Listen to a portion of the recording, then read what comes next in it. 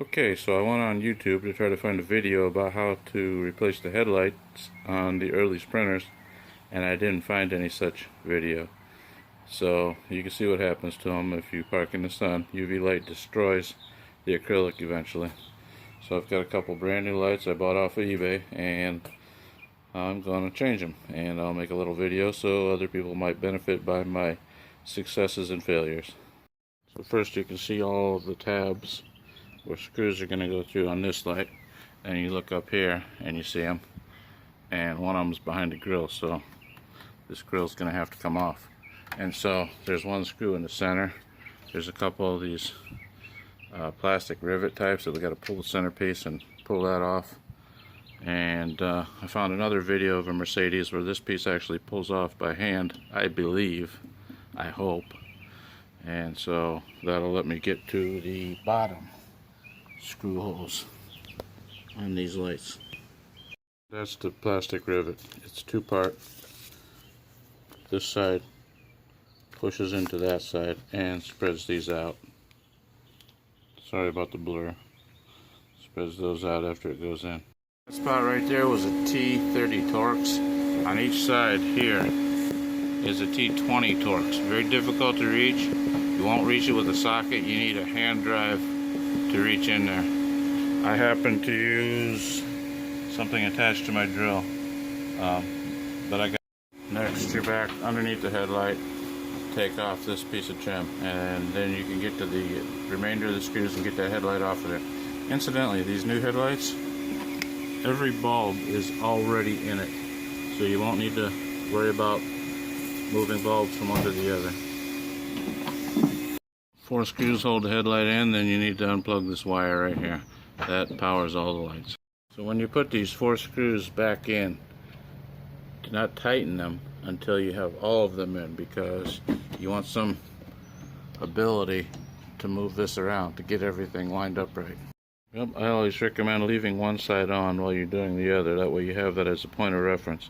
And if you want to change that wimpy Fisher-Price style horn that these things have, it's right down in here. So if you grab a horn before you do this, you can put yourself a loud horn on like these big vehicles should have.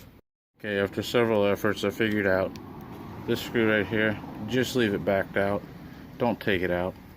The grill drops in from the top, and that piece right there is slotted to accept it, because it'll just fall out. It'll just, if you don't cuss, you will. It'll make you cuss. So that's what I figured out.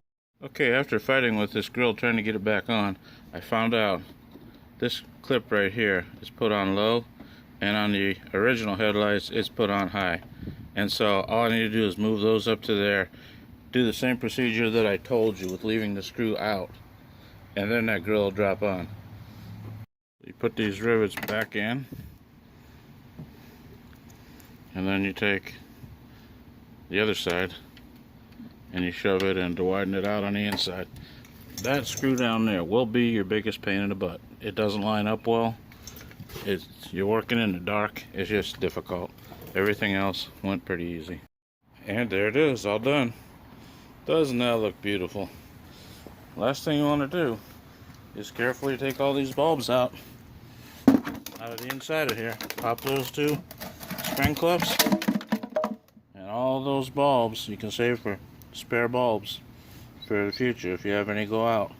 Just don't touch them. They're halogens. You don't want to touch the glass.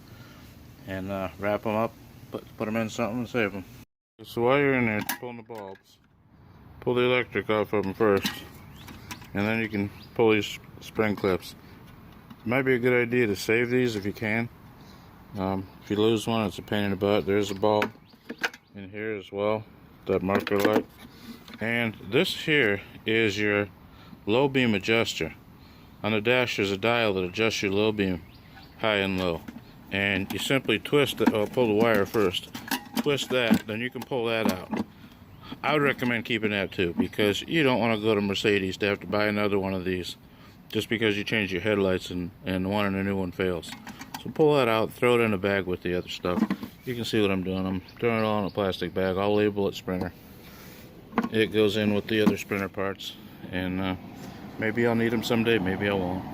These knobs here are manual adjusters. If you don't like the way your headlights, where they're pointed, you can get in there and adjust them up and down and laterally, just with these two.